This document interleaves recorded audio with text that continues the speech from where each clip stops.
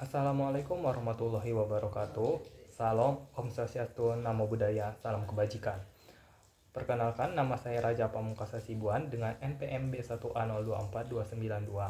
Baiklah, pada video kali ini kita akan membahas tentang hukum acara pidana di Indonesia.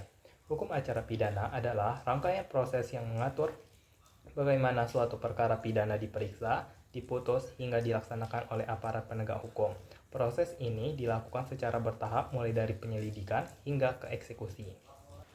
Oke, tahap yang pertama adalah penyelidikan. Tahap awal mencari dan menemukan apakah suatu peristiwa pidana benar-benar terjadi.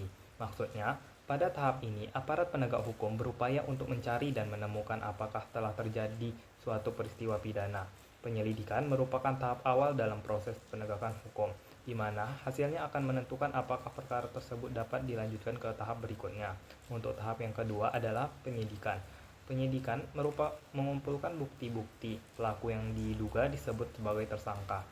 Maksudnya, dalam tahap ini, penyidik melakukan pengumpulan bukti-bukti serta mengidentifikasi pelaku yang diduga melakukan tindak pidana.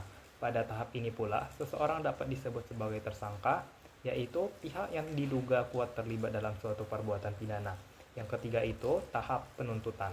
Jaksa penuntut umum atau JPU melimpahkan berkas perkara ke pengadilan. Tujuannya adalah untuk memeriksa dan membuktikan apakah tersangka benar-benar bersalah berdasarkan alat bukti yang sah menurut hukum. Tahap yang keempat adalah banding. Proses pemeriksaan di depan hakim. Tersangka kini disebut sebagai terdakwa. Dalam tahap ini, status tersangka berubah menjadi terdakwa. Hakim akan memeriksa, menilai, dan mempertimbangkan seluruh bukti, keterangan saksi, serta argumentasi dari jaksa dan penasehat hukum. Dari proses inilah hakim menentukan apakah terdakwa bersalah atau tidak. Tahap yang kelima atau terakhir adalah eksekusi. Hakim memutuskan perkara bebas, lepas, atau pidana. Setelah hakim menjatuhkan putusan, baik berupa bebas, lepas, maupun pidana, maka putusan tersebut harus dilaksanakan sesuai dengan ketentuan hukum yang berlaku. Eksekusi menjadi tahap terakhir dari proses hukum acara pidana. Demikian penjelasan singkat mengenai hukum acara pidana di Indonesia.